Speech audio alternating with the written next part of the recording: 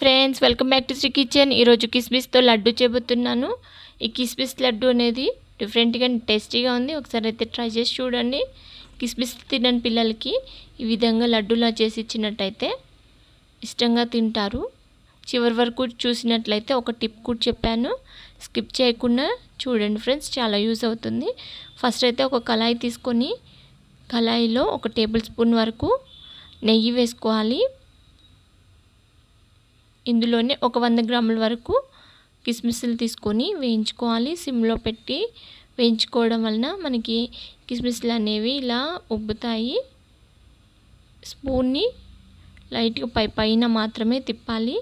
ఈ విధంగా తిప్పినట్టయితే కిస్మిస్లు అన్నీ కూడా ఉబ్బుతాయి. ఇలా అయినా కిస్మిస్లను ఒక బౌల్లో తీసుకొని పక్కన పెట్టుకోవాలి. అదే కళాయిలో పల్లీలను వేసి వేయించుకోవాలి.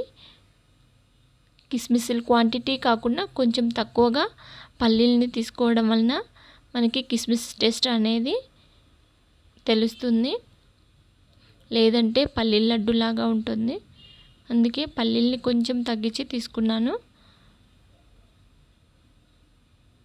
ఈ విధంగా వేయించుకొని పక్కన పెట్టుకోవాలి. అదే కళాయిలో నువ్వుల్ని వేసి చిటపటలాడే వరకు వేయించుకోవాలి. నువ్వులు అనేవి ఆప్షనల్ అండి. నువ్వుల్ని కూడా వేసి పక్కన పెట్టుకోవాలి. ఇప్పుడు ఒక మిక్సీ జార్ తీసుకొని వేయించి పెట్టుకున్న కిస్మిస్ని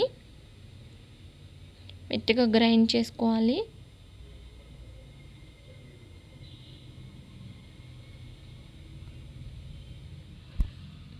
దీనికి షుగర్, బెల్లం అవసరం లేదండి. మనకి కిస్మిస్లో వచ్చే స్వీట్ సరిపోతుంది. అండ్ పోషకాలు అనేవి ఎక్కువగా ఉంటాయి మనకి. ఇలా పేస్ట్గా చేసుకున్న కిస్మిస్ని ఒక ప్లేట్లోకి పెట్టుకొని అదే మిక్సీ జార్లో వేయించి పెట్టుకున్న పల్లీలను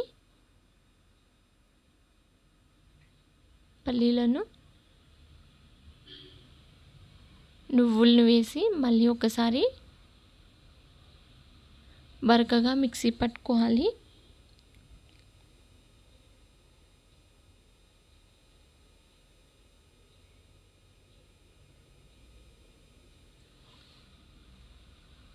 ఇలా పౌడర్ లాగైనా పల్లీలు నువ్వు పౌడర్ని కిస్మిస్ పేస్ట్లో వేసి ఆ రెండు కలిసే వరకు కలుపుకోవాలి.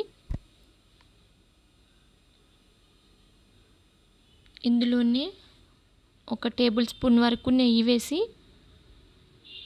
మళ్ళీ ఒకసారి మొత్తం పట్టేలాగా కలుపుకోవాలి. ఇప్పుడు కొంచెం తీసుకొని రౌండ్గా లడ్డూలాగా తయారు చేసుకోవడము అంతే ఫ్రెండ్స్. నువ్వుల లడ్డు అనేది